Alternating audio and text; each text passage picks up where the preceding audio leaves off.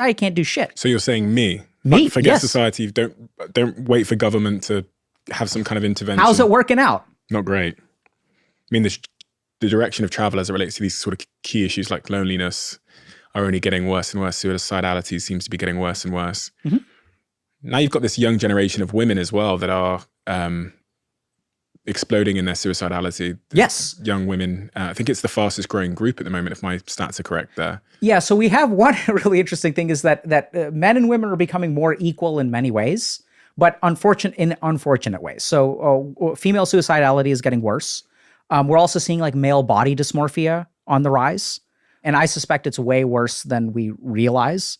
But I think that what we're starting to see is less of a discrepancy in gender-related health issues. So the things that used to be predominantly men are now women are catching up, which is a bad thing. And things that were predominantly women, now men are catching up. So body dysmorphia in men, addictions in women are on the rise.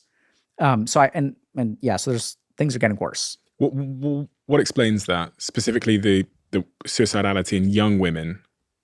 I hear social media as a leading cause of that, but...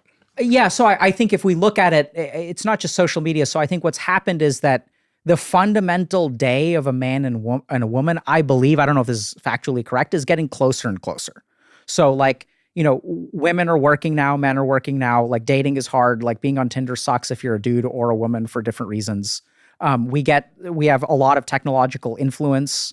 So like everyone's kind of getting screwed and we're all kind of getting screwed together.